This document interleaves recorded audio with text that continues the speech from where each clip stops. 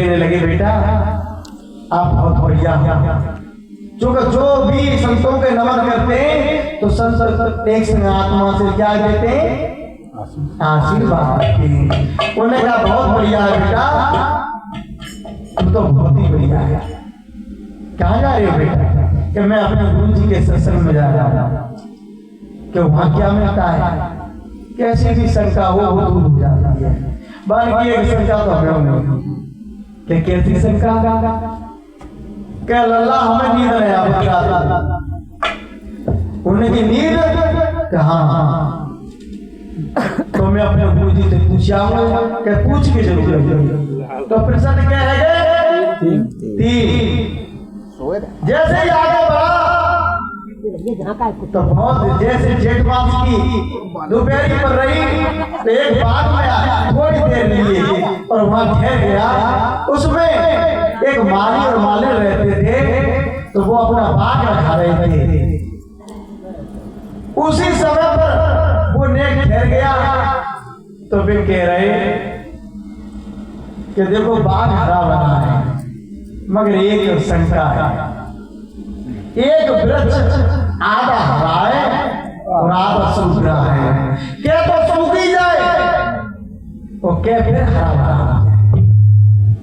वो बच्चा कहने लगा तो इसमें पानी लगा दो हरा भरा हो जाएगा। कि बेटा हम कवि के इस बात को रखा रहे हैं, कई सालों से देख रहे हैं मगर ना सूखता है और न जी हरा भरा होता, आधा रहता है। उसने कहा कि तू कहाँ जा रहा है बेटा? कि मैं अपने गुरु जी के पास में जा रहा हूँ। तो अपने गुरु जी से पूछा ना क्या तो हरू भरू रह जाए और क्या फिर सूखी जाए। प्रश्न क्या है? उसने सोचा मैं तो कभी जाऊंगा तब पूछ लूंगा अपना प्रश्न, अब इनके तीनों के पूछ लूंगा। तो जो संत के श्रेणी में रहते हैं वे अपने को छोड़ देते हैं और दूसरों का भला करना। और जो तुमने देखा अपनी अपनी कहते हैं कि मैं ही ज्यादा जानता हूँ, मैं ही सब कुछ, वे कुछ भी नहीं जानते। दूसरों को भी समझना चाहिए और दूसरों का भी आदर सम्मान करना चाहिए। तो जैसे वे जाकर के और वो बेटा जाकर के उस दरबार में बैठ गया। गुरु जी तुमने देखा कि चेला बढ़िया होता है, सज्जन होता है, महापुरुष होता है तो एक संग टोमेटो चमक होती है गुरु के पास में, उसके बाद ध्यान चला जाता है। एक संग जैसे नमन किया गद्दी को तो वे गुरु जी कहने लगे कि और बेटा तू बहुत लेट हो गया।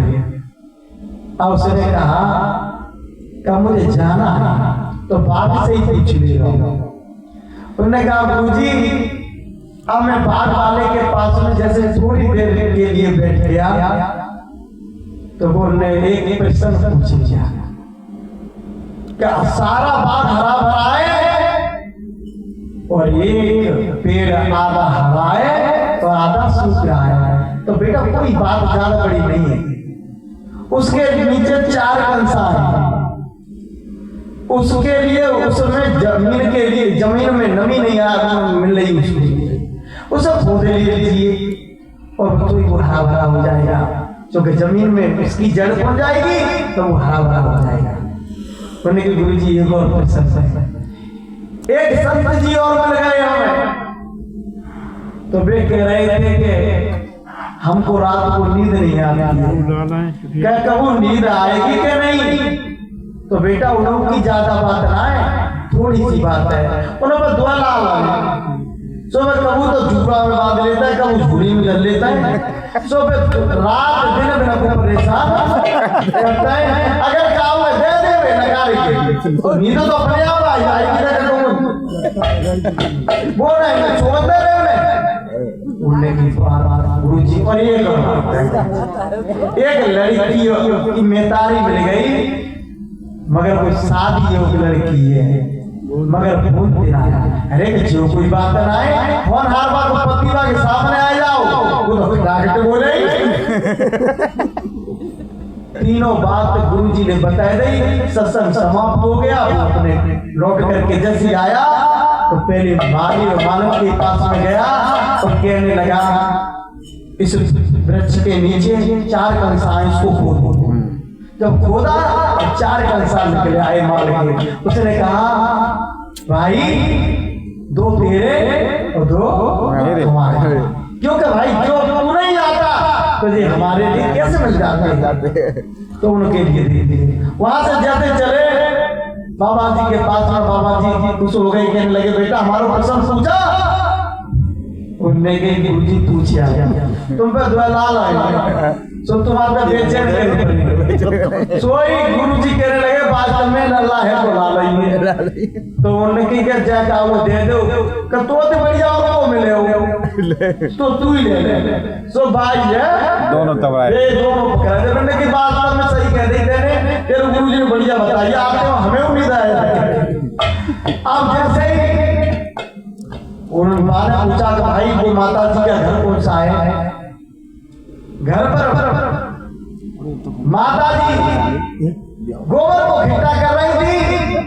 जैसे पास में आए तैसे ही उन्हें कही बेटा आए गुरु जी ने पूछा हमारी बिटरिया बोले ही कहना बोले ही पूछी तेने।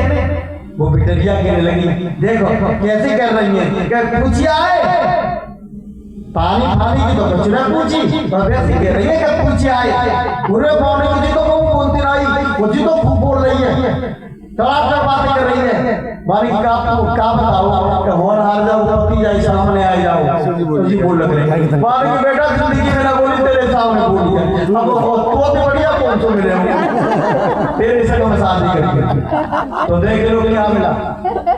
अपने को छोड़ करके एक पर्सन छोड़ा और सब क्या मिला 3% सब चीज मिलेगी भाई। हमको अब समझ लें बहुत गहराई की बात है। हम दूसरी की वस्तुओं को तो छोड़ सकते मगर अपने के अंदर में जो अपना छिपा हुआ धन है अपना जो आत्मबोध है अपने अंदर में जो देखने की दृष्टा वो है हम क्या जो सांस आ रही है और जा रही है उसके नीचे हम जीवन में हम अपने जीवन का जो करें संग्रह तो हमारे लिए सारा धन मिल जाएगा। हम धनवान हैं सबसे बड़ा धन है मगर हम करते ही नहीं। हम दूसरों के लिए देते रहते इसलिए हमें कुछ भी नहीं मिलता। इसलिए सत्संग की महिमा का मेरा भी नंबर है वो जन्म दिया है। बहुत अच्छे